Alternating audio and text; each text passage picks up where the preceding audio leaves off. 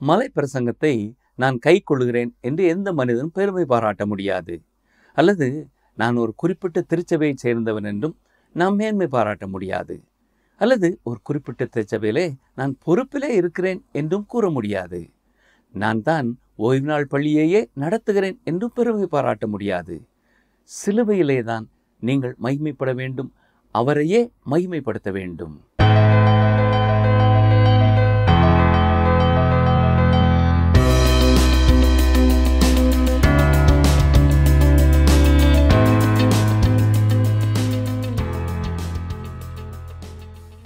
கிறிஸ்துவுக்குள் மிகவும் பிரியமான வேத ஆராய்ச்சி நேயர்களை இயேசு கிறிஸ்துவின் இன்ப நாமத்தினாலே வாழ்த்துகிறோம். கடந்த நிகழ்ச்சியிலே நாம் கலாத்தியர் 6ஆம் அதிகாரம் 6ஆம் வசனம் முதல் 10ஆம் வசனங்கள் வரை கற்றுக்கொண்டோம்.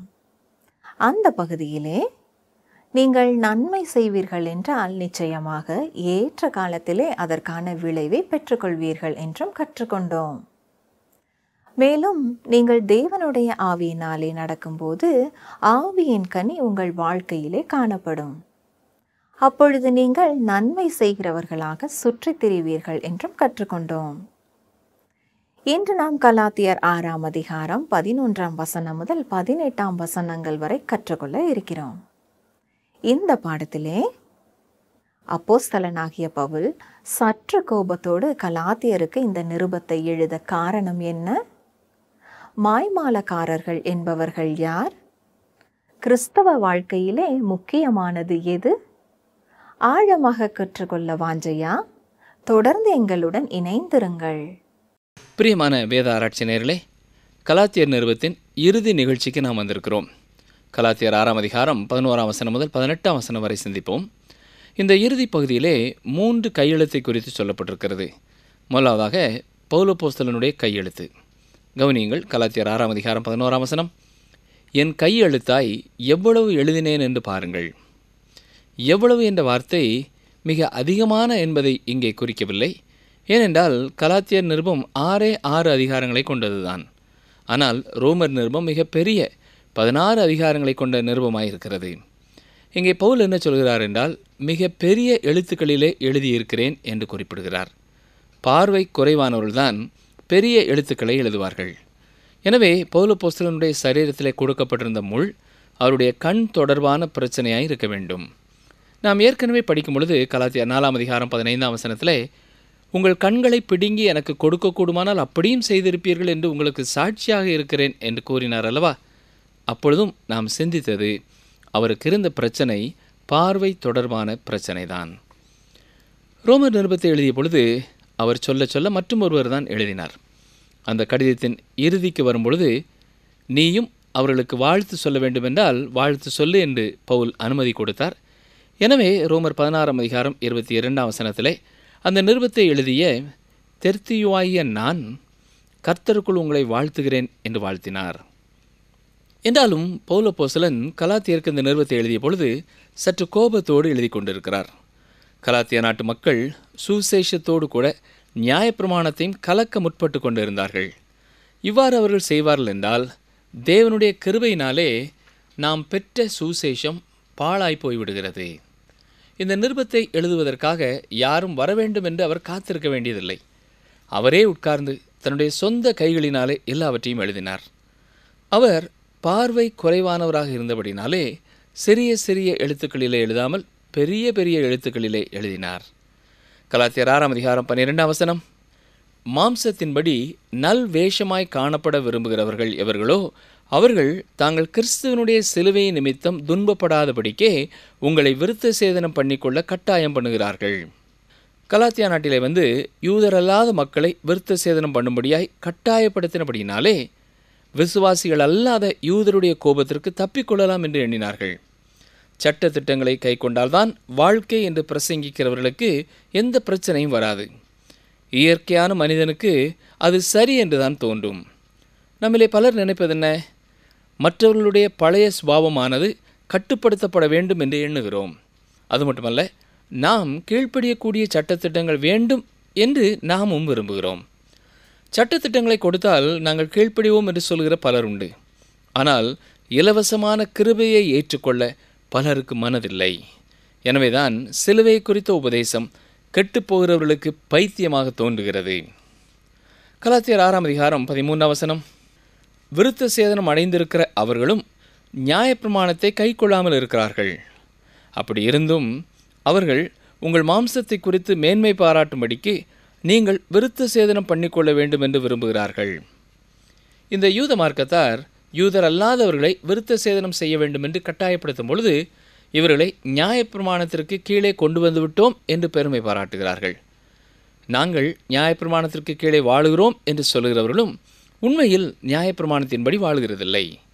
நாங்கள் இயேசு கிறிஸ்துவனுடைய மலைப்பிரசங்கத்தின்படி வாழுகிறோம் என்று சொல்லுகிறவர்களும் மாய்மாலக்காரர்களே. கர்த்தருடைய ஊழியர் ஒருவர் ஒரு வியாபாரிகளின் கூட்டத்தில் பேசும்படியாய் கடந்து சென்றிருந்தார்.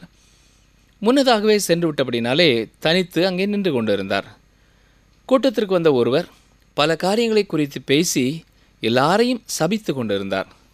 குறிப்பாக ஊழியர்களை குறித்து மிக கேவலமாக அவர் பேசி கொண்டிருந்தார். பின்னர்தான் நீங்கள் என்ன செய்கிறீர்கள் என்று கேட்டார். தானும் ஒரு கர்த்தருடைய ஊழியக்காரன் என்று அவர் சொன்ன பொழுது, இன்றைக்கு பேசுவதற்காகவா நீங்கள் வந்திருக்கிறீர்கள் என்று கேட்டார். ஆம் என்று அந்த ஊழியர் சொன்ன பொழுது அந்த வியாபாரிக்கு மிகுந்த அதிர்ச்சி ஆயிற்று. அவசரமாக கொஞ்சம் தண்ணீரை குடித்தார். பின்னர், நீங்கள் இங்கே வந்திருப்பதை குறித்து மிகவும் மகிழ்ச்சி, நானும் ஒரு கிறிஸ்தவன்தான் என்று கூறினாராம். உண்மையாகவே அந்த நபர் அவ்வாறு சொன்னது ஒரு புதிய செய்தி. ஏனென்றால் அவர் பேசிய வார்த்தைகளை கேட்ட எவருமே இவர் ஒரு கிறிஸ்தவர் என்று சொல்லவே முடியாது. ஆனால் அவர் மேலும் சொன்ன காரியம் என்ன தெரியுமா? நான் ஒரு குறிப்பிட்ட திருச்சபையிலே முக்கியமான பதவியில் இருக்கிறேன் என்று தொடர்ந்து தான் செய்த நன்மையான காரியங்களை குறித்து பேச ஆரம்பித்தாராம். மட்டுமல்ல, இயேசு கிறிஸ்துவனுடைய மலைப்பிரசங்கம்தான் என்னுடைய சமயம் என்றும் அவர் கூற ஆரம்பித்தார். மிக்க மகிழ்ச்சி என்று அந்த ஊழியர் அவரை பாராட்டிவிட்டு, நீங்கள் அந்த மலைப்பிரசங்க வசனங்களின்படி எப்படி வாழுகிறீர்கள் என்று சொன்ன பொழுது, அதுவா, அது மிக கடினமான சட்டத்திட்டங்களாக இருக்கிறது, நான் வாழ முயற்சிக்கிறேன் என்று கூறினாராம். ஒன்று, நீங்கள் அதை செய்ய வேண்டும், அல்லது அதை நீங்கள் செய்யாமல் இருக்க வேண்டும். மேலும் நீங்கள் அதை எப்படி கைக்கொள்ளுகிறீர்கள் என்று கேட்டபொழுது, நான் கைக்கொள்ளுகிறேன் என்று நினைக்கிறேன் என்று கூறினாராம். அப்படின்றால் இயேசு கிறிஸ்து உங்கள் சகோதரனை நீங்கள் நியாயமில்லாமல் கோபிப்பீர்கள் என்றால் நீங்கள் கொலை செய்ததற்கு சமானம் என்று சொல்லியிருக்கிறாரே, அதை குறித்து என்ன நினைக்கிறீர்கள் என்று கேட்டபொழுது அந்த மனிதர் பதறி போய்விட்டார். அதிலே எனக்கு கொஞ்சம் பிரச்சனை இருக்கிறது என்று நினைக்கிறேன் என்றாராம். ஆனாலும் நான் அதை கடைபிடித்து விடுவேன் என்றும் மீண்டுமாய் கூறினார். இயேசு கிறிஸ்து சொன்ன மற்றொரு சத்தியத்தையும் நான் ஞாபகப்படுத்த விரும்புகிறேன்.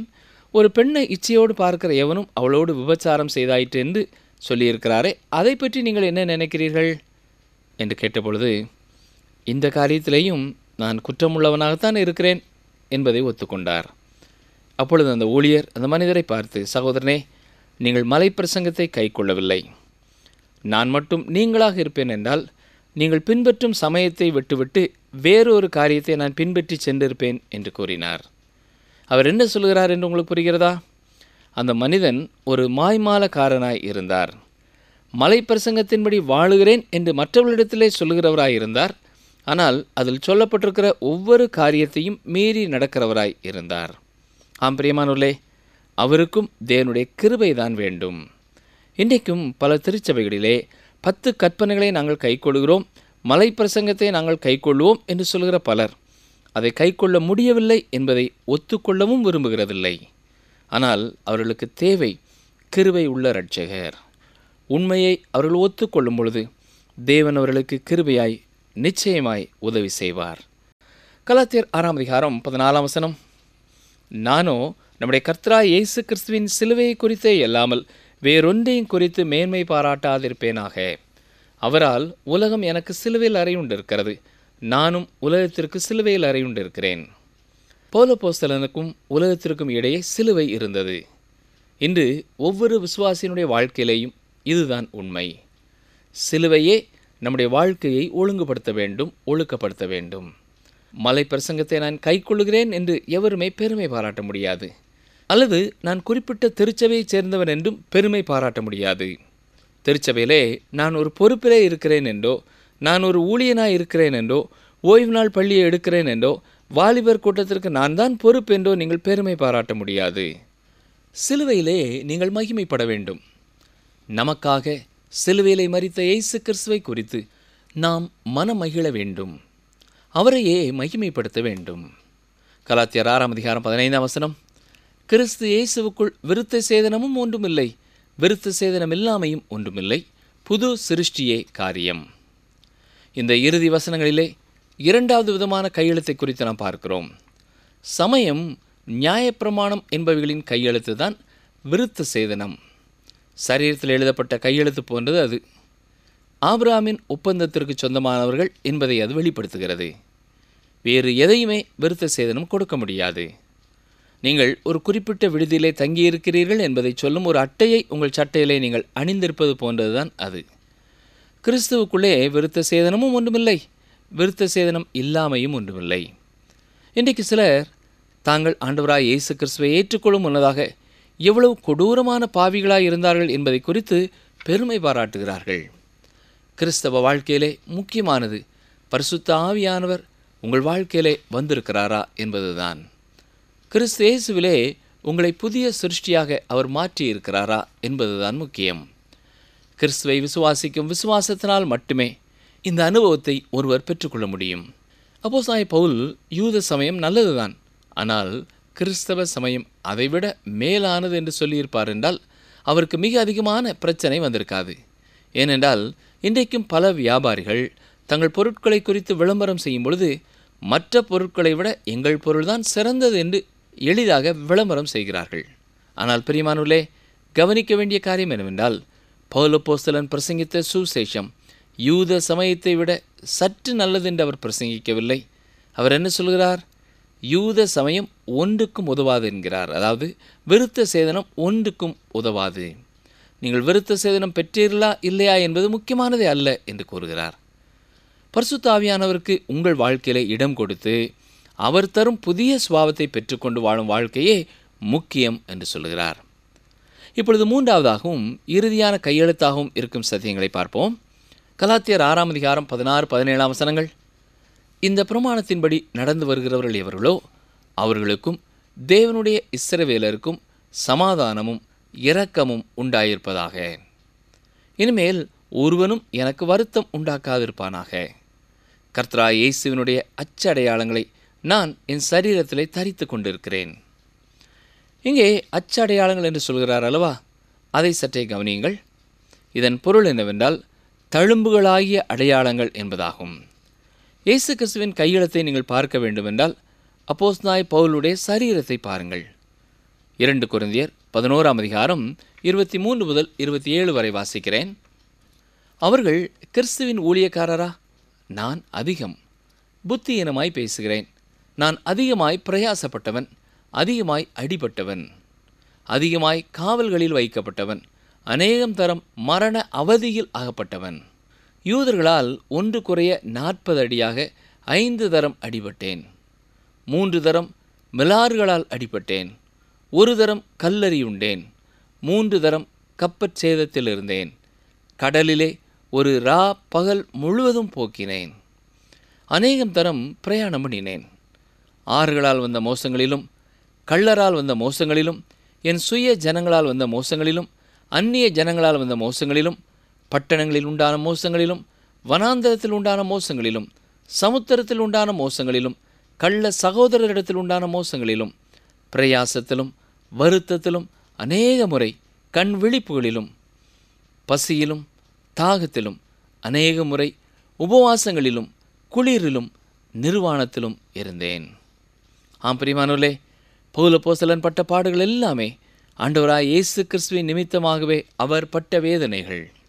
இந்த அச்சடையாளம் என்பது 3 வகையாக பவுல் அப்போஸ்தலனுடைய நாட்களிலே பயன்படுத்தப்பட்டது. வீட்டை விட்டு ஓடிப்போன ஒரு அடிமை பிடிக்கப்படுவான் என்றால் அவனுடைய நெற்றியிலே ஒரு அடையாளம் போடுவார்கள். குறிப்பிட்ட படையிலே பணி செய்த போர் வீரனுடைய நெற்றியிலே அவர்கள் எந்த கூட்டத்தை சேர்ந்தவர்கள் என்பது குறிக்கப்படும். அது மட்டுமல்ல, ஒரு பெண் தெய்வத்தின் பக்தர்கள் அந்த தெய்வத்தின் பெயரை தங்கள் நெற்றிகளிலே பதித்திருந்தார்கள். இங்கே பவுல் என்ன சொல்கிறார்? இயேசு கிறிஸ்துவின் அச்சடையாளங்களை நான் என் சரீரத்திலே தரித்து கொண்டிருக்கிறேன் என்கிறார். இதன் பொருள் என்ன? உள்ளத்தின் ஆழத்திலிருந்தும் மிக வேதனையோடும் மேலான கரிசனையோடும் உங்களுக்கு எழுதுகிறேன். நான் விசுவாசிக்கும் காரியங்களை நான் தெளிவாக எழுதியிருக்கிறேன். இது எப்படி உண்மை என்பதை உணர்ந்து கொள்ள வேண்டுமென்றால் என்னுடைய சரீரத்தில் உள்ள தழும்புகளை நீங்கள் பாருங்கள் என்கிறார். இங்கே மிக முக்கியமாக கலாத்திய மக்களுக்கு பவுல் சொல்லுகிற காரியம் என்னவென்றால், விருத்த சேதனத்தினாலே எந்த பிரயோஜனமும் இல்லை. அது வெளிப்படையான அடையாளம் மட்டும்தான். பவுல் அப்போஸ்தலனும் ஒரு விருத்த சேதனம் செய்யப்பட்டிருந்த யூதர்தான். என்றாலும் அவர் ஆண்டவராய் இயேசு கிறிஸ்துவின் அச்சடையாளங்களை தன்னுடைய சரீரத்திலே தரித்து கொண்டவராய் இருந்தார். பிரியமானவர்களே, இன்றைக்கும் ஆண்டவராய் இயேசு கிறிஸ்து குனிந்து எழுதுகிறார். மண்ணிலே மட்டும் அவர் எழுதவில்லை, அவருக்கு சொந்தமானவருடைய இருதயங்களிலேயும் எழுதுகிறார். அவருடைய மாறாத கையெழுத்து நம்முடைய இருதயங்களிலே நித்தியமாய் இருக்கிறது. நாமும் அவருடைய பிள்ளைகள் என்பதை தைரியமாய் சொல்லும்படியாயிருக்கிறோமா? இயேசு கிறிஸ்துவுக்காக பாட அனுபவிக்க ஆயத்தமாயிருக்கிறோமா? சற்றே எண்ணி பார்ப்போம். பவுல் அப்போஸ்தலன் சொன்ன சத்தியங்களை மனதிலே கொண்டவர்களாக, விசுவாசத்தினாலே நீதிமானாக்கப்பட்டவர்களாக, அனுதின வாழ்க்கைக்கும் ஆண்டவரே சார்ந்து கொண்டு தூய ஆவியானவர் நடத்தும் நடக்கையிலே முன்னோக்கி செல்ல நம்மை அர்ப்பணிப்போமா? ஜெபிப்போம். எங்களை அதிகமாய் நேசிக்கிற எங்கள் அன்பின் பரம தந்தையே, கலாத்தியர் நிருபத்தை நாங்கள் முறையாக கற்றுக்கொள்ள எங்களுக்கு நீர் உதவி செய்தீர். உமக்கு நன்றி செலுத்துகிறோம் அப்பா. உம்மை துதிக்கிறோம், உம்மை ஸ்தோத்திரிக்கிறோம். இந்த வசனங்களை எல்லாம் நாங்கள் படிக்கும் பொழுது ஒவ்வொரு நாளும் நீர் எங்கள் ஒவ்வொருவருக்கும் கற்றுக் கொடுத்த வித்தியாசமான சத்தியங்களுக்காக உமக்கு ஸ்தோத்திரம் செலுத்துகிறோம், உமக்கு நன்றி செலுத்துகிறோம். யார் யாருடைய வாழ்க்கையில் எந்தெந்த காரியங்களிலே நாங்கள் வளர வேண்டும் என்று சொல்லி நீர் விரும்புகிறீரோ அந்த வளர்ச்சியை தேவரீரை பூரணமாய் தந்து தொடர்ந்து முடிவு பரியந்த எங்களை காத்துக்கொள்ளும். இந்த நிகழ்ச்சியை கேட்டுக்கொண்டிருக்கிற ஒருவர் கூட தவறான போதனையிலே வழி விலகி போகாதபடி சத்தியத்தை சத்தியம் என்று அறிந்து உம்மை விசுவாசிப்பதிலே தங்களை பூரணமாய் அர்ப்பணித்தவர்களாக, உம்மை நேசிக்கிறவர்களாக முடிவு பரியந்தம் உம்முடைய கிருபையினாலே பரிசுத்தத்தின் மேலே பரிசுத்தமடைய நீரை தொடர்ந்து வழிநடத்த ஒப்புக் கொடுக்கிறோம். மீட்பர் இயேசு கிறிஸ்துவின் நாமத்தினாலே மனத்தாழ்மையோடு வேண்டிக் கொள்கிறோம் பிதாவே, ஆமேன். அன்பர்களே, இந்த நாளிலும் நாம் கற்றுக்கொண்டது என்ன? சட்ட திட்டங்களை கொடுத்துதான் நாங்கள் கீழ்ப்படிவோம் என்று சொல்லுகிற பலர் உண்டு. ஆனால் இலவசமான கிருபையை ஏற்றுக்கொள்ள பலருக்கு மனம் இல்லை. பவுல் அப்போஸ்தலனுக்கும் உலகத்திற்கும் இடையே சிலுவை இருந்தது. ஒவ்வொரு விசுவாசியின் வாழ்க்கையிலும் இதுதான் உண்மை. சிலுவையே நம்முடைய வாழ்க்கையை ஒழுங்குபடுத்த வேண்டும். ஆண்டவராகிய இயேசு கிறிஸ்து குனிந்து மண்ணிலே மட்டும் அவர் எழுதவில்லை, அவருக்கு சொந்தமானவர்களுடைய இருதயங்களிலே அவர் எழுதுகிறார். அவருடைய மாறாத கையெழுத்து நம்முடைய இருதயத்திலே நித்தியமாய் இருக்கிறது. நாம் அவருடைய பிள்ளைகள் என்பதை தைரியமாய் சொல்ல முடியுமா? அன்பர்களே, நாம் அடுத்த நிகழ்ச்சி முதல் அப்போஸ்தலனாகிய பவுல் தீமோத்தேயுவுக்கு எழுதின 1ஆம் நிருபத்தை 12 பாடங்களாக கற்றுக்கொள்ள இருக்கிறோம். எனவே நீங்களும் உங்களை சார்ந்தவர்களும் ஆயத்தமாகும்படி அன்புடன் கேட்டுக்கொள்கிறோம். மீண்டும் அடுத்த நிகழ்ச்சியிலே சந்திப்போம். கர்த்தர் உங்களை ஆசீர்வதிப்பாராக. உன் தேவனாகிய கர்த்தர் உனக்கு சொன்னபடி உன்னை ஆசீர்வதிப்பதினால் நீ அநேகம் ஜாதிகளுக்கு கடன் கொடுப்பாய், நீயோ கடன் வாங்குவதில்லை. உபாகமம் 15:6.